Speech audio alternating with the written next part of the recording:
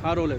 Sir 4 मौत हुई हैं, 21 पुलिस वाले घायल हैं, इंटरनेट तक बंद करना पड़ा है। क्या मानते हैं कौन है इस हिंसा के पीछे जिम्मेदार? देखिए, हिंसा के पीछे जिम्मेदार जो कोई भी है वो सामने आना चाहिए। ये कोई साजिश है या अचानक घटनाक्रम हुआ तब सब जानकारी में आएगा जब इसकी जांच होगी, और जांच भी निष्पक्ष होगी। इसलिए हमने मांग की है। जब आज सेशन चला तो मैंने पार्लियामेंट में इस मामले को जोर शोर से उठाया। तत्काल जो है स्पीकर साहब ने सदन को स्थगित कर दिया। वो उनका विशेषाधिकार है, वो स्थगित कर सकते हैं, लेकिन जवाब तो देना पड़ेगा। क्या उत्तर प्रदेश में अब गोलियों के जरिए न्याय होगा? अगर कोई अपनी विरोध को दर्ज करा रहा है तो क्या उसमें गोली चलेगी? मैं पत्थरबाजी का, हिंसा का कोई समर्थन नहीं करता, लेकिन कोई भी कारण अचानक नहीं होता है। हर कारण के पीछे कोई ना कोई जो है बड़ा रोष होता है। ये सब क्यों पैदा हुआ? यहाँ सर्वे तो ज्ञानव्यापी में भी हुआ, बाबरी जैसे फैसले भी आए, लेकिन ऐसी हिंसा तो नहीं हुई। ये जो पूरा है घटनाक्रम, इसकी जांच होनी चाहिए। पुलिस का क्या रोल है, एडमिनिस्ट्रेशन क्या रोल है? वो सर्वे कमिश्नर था, वो उनके साथ जो लोग धार्मिक नारा लगाते जा रहे हैं, भड़काने का काम कर रहे हैं, इसकी जिम्मेदारी कौन लेगा? ये सारी घटनाएं तब तक जो है इस पर पर्दा नहीं उठेगा जब तक इसकी जांच नहीं होगी, और वो भी सुप्रीम कोर्ट की निगरानी में। इसलिए मैं इसकी सीबीआई जांच की मांग करता हूँ। आज मैं वहाँ इसलिए जा रहा हूँ कि जब सदन स्थगित हो गया है तो उन परिवारों का हाल जानना जरूरी है जिनके बच्चों की जान चली गई, उन माओं का, उनकी बहनों का, उनके भाइयों का, उनके बड़ों का, और पुलिसकर्मियों से भी हम लोग मिलेंगे, पूरी जानकारी लेंगे, क्योंकि बहुत सारे मामले ऐसे हैं, क्योंकि हम दूर हैं, हमें नहीं पता, इंटरनेट बंद है, लोगों से बात नहीं हो पा रही है। मेरी वहाँ के जो मौजूदा सांसद हैं उनसे भी बात हुई है। हम लोगों का मिलकर प्रयास है, पार्टी से ऊपर उठ के यहाँ इस अन्याय पे हम लोग सब लोग साथ खड़े होकर लड़ाई को लड़ेंगे। हम इसको अकेला नहीं छोड़ेंगे। सर कल एक महत्वपूर्ण घटनाक्रम हुआ है जिसमें मायावती जी ने ऐलान किया है कि वो कभी चुनाव नहीं लड़ेंगी। साथ ही आपका नाम तो नहीं लिया, लेकिन इशारा आपकी तरफ है कि हेलीकॉप्टर से घूमते हैं। दलित समाज के कुछ बिकाऊ लोगों ने इनके सहयोग से पार्टी बनाई है। ये पार्टी अपने वोटरों के माध्यम से 1-2 सीट भी जिता देती है। इसका क्या कहेंगे? आज मैं तकलीफ में हूँ क्योंकि अन्याय हुआ है।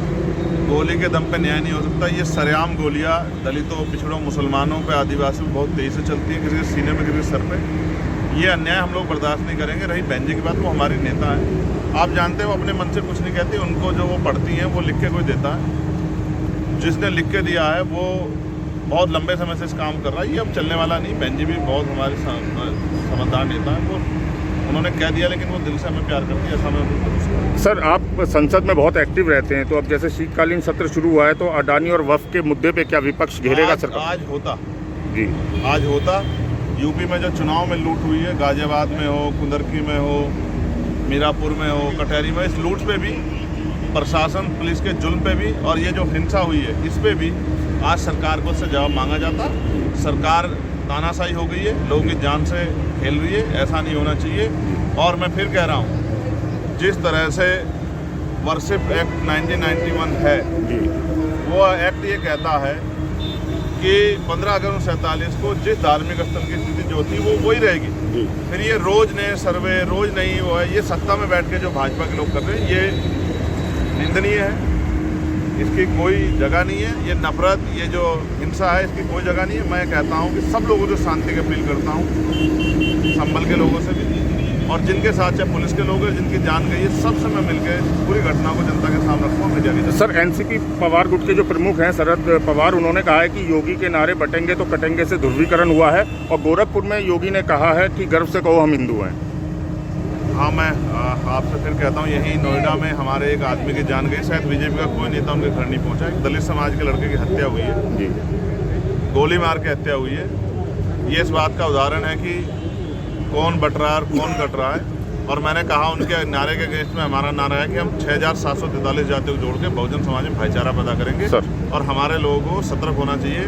हमारे बंटने की वजह से लोकतंत्र में जहाँ जिनका वोट है उनका शासन होगा, जिनका बहुमत है उनका शासन होगा, वोट के आधार पर आ जाएगा। आज हम राज में नहीं है, तो ये हमारे बंटने की देन है। हम अपने बहुजन समाज के लोगों को 6743 जातियों को जोड़ने का काम करें। सर आखिरी सवाल है, डीएम ने रोक लगा दी है, खासतौर से जब से आपके दौरे का ऐलान हुआ है, तो अगर रोका जाएगा? क्या छिपाया जा रहा है? देखिए, मैं संवैधानिक पद पे हूँ, मैं गरिमा को समझता हूँ, मैं वहाँ उनकी मदद करने के लिए जा रहा हूँ, मैं कानून का भी पालन करूँगा। लेकिन वहाँ अगर उन पीड़ितों के साथ जुल्म होगा तो मैं चैन से नहीं बैठूँगा। मैं अभी, मुझे जानकारी है, अधिकारियों से मेरी बात हुई है, मैं स्पष्ट तौर पर कह दूँ कि अपने लोगों पे हिंसा हम लोग नहीं होने देंगे। मैं अभी मुझे पता लगा कि आगे मुझे रोकने के लिए बड़े इंतजाम किए गए, मैं उन अधिकारियों से बात करूँगा।